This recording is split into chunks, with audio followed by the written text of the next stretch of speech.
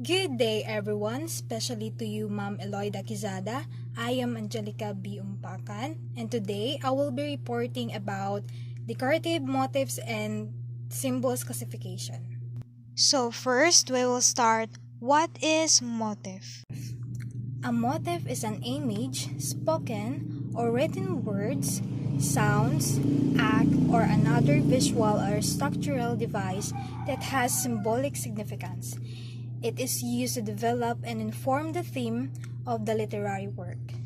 The concept of a motif is related to a theme, but unlike a theme which is an idea or message, a motif is a detail that is repeated and a pattern of a meaning that can produce a theme while creating other aspects at the same time. It is closely related to a theme or a symbol and uses different narrative elements. It is constantly repeated to represent a dominant or central idea or theme in a work of art. It relates more thought, which is used to support a theme. Motifs are also typically used in 1 to 3 ways. So what are the 3 ways of motifs?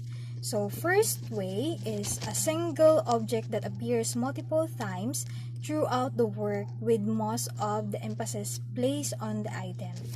The second way is a collection of related objects that appears multiple times to emphasize the theme.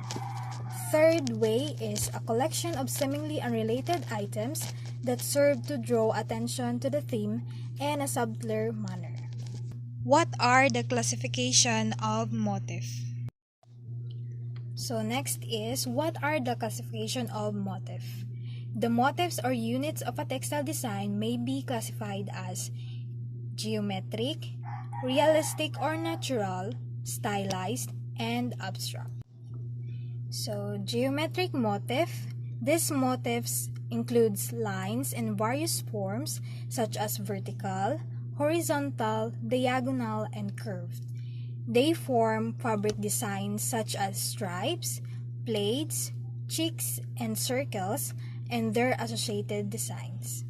So this is the example of geometric motif. So as you can see in the picture, you can see the different line in various forms such as vertical, horizontal, diagonal, or curve, and etc. And also they form a fabric design such as stripes, plaids, and you can see also a circles and diamond design. So the next classification of motif is realistic or natural motif. Realistic or natural motif portrays as direct replica or things as they exist in nature, such as flower on trees, animals in jungle, human figure, and other natural things. And they are also called novelty patterns. And this is the example of realistic or natural motif. So as you can see in the pictures, you can see that it portrays something. And then next is stylized motif. Stylized motif, these are simplified variations of natural or man-made objects that are no longer recognizable. Stylized motifs are obtained by rearranging the real objects either by simplifying or exaggerating to achieve the purpose of the design. So this is the example of stylized motif. So as you can see in the picture, it is simplified variations of man-made objects that are no longer recognizable.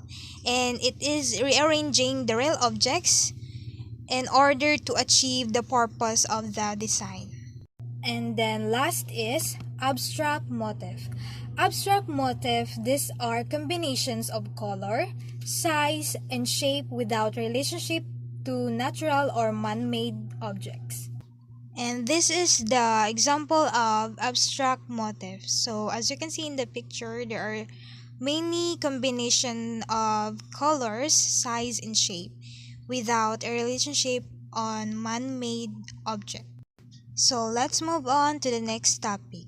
So what is symbols? So next is, what is symbols? Symbols is a mark, sign, or word that indicates, signifies, or is understood or representing an idea, object, or relationship. Symbols allow people to go beyond what is known or seen by creating linkages between otherwise very different concepts and experiences. Symbols can be used to change the meaning of a word or a phrase, and they can change also the way we view things. To get the meaning of a word, it is necessary to use symbols so that it can be understood well. The meaning of a symbol depends largely on its usage, its history, and purpose. A very fine example of a symbol is the cross. The cross is used to symbolize Christianity or our religion, which is based on the teaching of Jesus Christ who was crucified. And the cross also used to remind Christians about how Jesus Christ suffered in order to save us. Types of symbols. So the first type of symbols is iconograms. Iconograms are illustrative representations. They are iconic signs which, as an illustrative representations, emphasize the points in common between the signifier and the signified. And this is the example of iconogram. The second type of symbols is pictograms. Pictograms are pictorial representation such as isotype. Pictograms are iconic signs which represents complex facts, not through words or sounds, but through visual carriers of meaning. And this is the example of pictogram. And then the third type of symbols is cartograms. Cartograms are topographical representations with complex functions, statics, etc., and iconic facts. For example, an atlas or the ground plan of the house. And this is the example of cartogram. And the fourth type of symbols is diagrams. Diagrams are functional representations. They are visual signs which are partly iconic representations but are more functional carriers that illustrate, for example, a sequence of facts of functions. And then this is the example of a diagram. And then the fifth type of symbols is ideograms. Ideograms represents a concept. Typically, ideograms correspond to the sign as a symbol, which relates to the object or concept referred to independently of any format identification with it. And this is the example of ideogram. And the sixth type of symbols is logograms. Logograms are conceptual representations like writing. They are visual, referential linguistic signs that do not take the phonetic dimensions into consideration. And this is the example of logograms. And then the seventh type of symbols is typograms. Typograms are typographical representations. A typograms is a sign that is also composed of a sign derived from a written repertoire, such as the alphabet. And then this is the example of typograms. And then the last type of symbols is phonograms. Phonograms are phonic representations. A phonogram is a sign that is used to signify linguistic or other sounds. And this is the example of phonogram. Good day everyone, my name is Janice Verturaso. So the topic that assigned to me are the Soul and Space Turugan, Ifugao Bali, Bahay Kubo, Bahay na Bato, and other indigenous houses. So what is Turugan? Turugan is the traditional house of a Maranaos, made of hard woods with posts made up in the whole tree trunk and are known for intricately curved panalong with ochre designs. The Turugan was once a symbol of high social status. It is said that these were the real houses of the Sultan or Dato in Maranao community. Furthermore, Torogan is an ancestral house of the upper-class Maranao. Reminders of the bygone days when carving is an art exclusive to Sultan and young daughters, while jewelry to be hidden in towards the secret rooms. 1980, the Turugans at Dato, Bimbarat at Amito, Maranao, Marawi City, was still standing body, needling of repair and looking not even a skeleton at its former glory. So part of Turogan House. Turogans were elevated from the ground using tukod or hand tree trunk of the huge girth. At the center is the tapawili, post-grounded by 25 others at the base. Each of the stands on a careful assemblage of huge stones half buried on the ground. They also act as shock absorbers, making the house sway in times of earthquake or strong winds. So the third part of Torogon is Dorong. Dorong is a multi-purpose ground space created under the wooden beams. Fourth one is the main house of the second floor is called Poro. Poro, as you can see in the picture, Poro is the open space partition only with clothes and closets. So, the barimbingan and other parts of Turugan. Barimbingan planks made of the lantay or flooring, held together by wooden floor, joists called dolog. The wooden staircase or tuwak as well as the stringers board scream of the talk motif orit carving. The walls made of jisok and stud called tartik hold the wallings, planks, or the dinginding, the curved center beam inside the house, called tinay awalay, supports the king post of the roof. Traditional Maranao houses ancient times used kugun for roofing or atup, supported by the rampatan beams and adorned by the diungal on the top. However, during American times, GI sheet replaced the kugun. Uniquely, the panulong is the most distinct part of the Torogon. These are curved in beams. The serpent design, niyaga, naga, fill the front while the sides use the paco ochre of the firm pattern. So the design and symbols of Naga. The Naga has the form of the elaborate mythical serpent with a vigorous S-curve and numerous curvilinear motif to suggest its scale.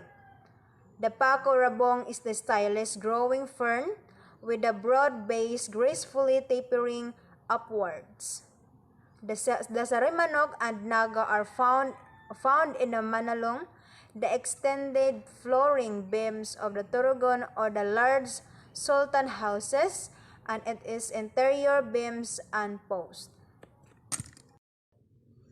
So, the Kawayan Turugon, o sa Turugon sa Kawayan, is a traditional Maranao Turugan house, built by Sultan sa Kawayan, Makaantal, in Bubong Malanding, Marantau, Lanao del Sur, being the last standing example of the house of the elite members of the Maranao tribes and the only remaining habitable.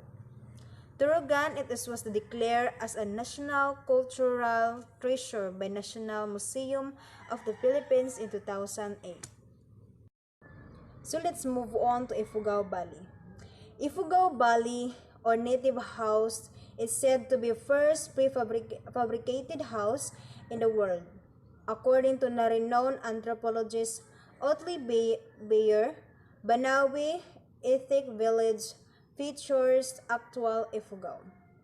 Native houses that have been relocated and preserved, which show victorious how to Ifugao native house evolved throughout time.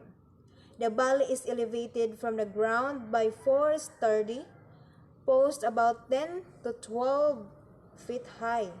It is the primarily used as family dwelling unit.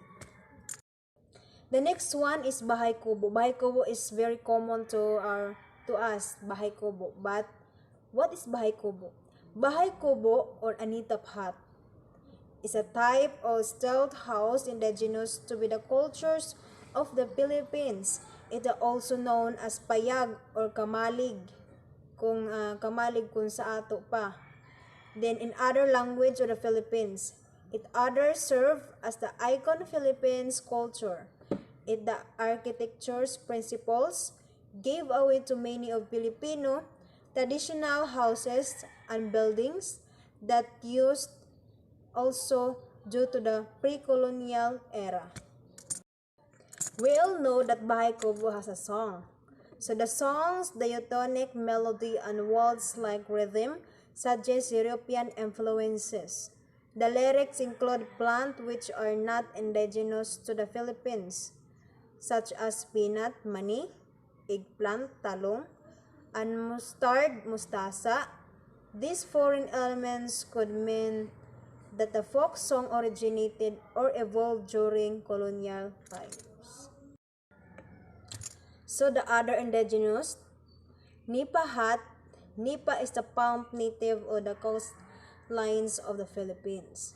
The Nipa hut, Bahay Kubo, Balay is a type of style house indigenous to most of the lowland culture of the Philippines. Bamboo is used for the framing and supports. So Ivatan House. Ivatan House is a unique vernacular architecture developed in the province of Batanes. It compares structures is divided into four areas: the main house, the cooking house, toilet, and bathhouse. During the cold season, the cooking house also served as sleeping quarters. The houses of Ivatan are constructed and repaired through a cooperative system called Kamanyiduan. Through this system, houses are fixed with immediate action. So Ifugao houses. Ifugao houses were usually similar in architectural design, but they're different in the decorative details depending on the tribes. Their houses were harmoniously located with the contour of the rice terraces. The one-room house of the Ifugao commonly known to them as fair. The interior of the house seemed to be nothing but a pyramid resting of four posts, while the interior space is enclosed by slanting walls and ceiling that appears to be vertical that are formed by aloe. Next is Higaonon House. Higaonon House, the term Higaonon means people of the wilderness. The Higaonons occupy not only parts of Bukidnon province but also the hinterlands of Agusan del Sur and the boundaries of Misamis Oriental and Bukidnon province.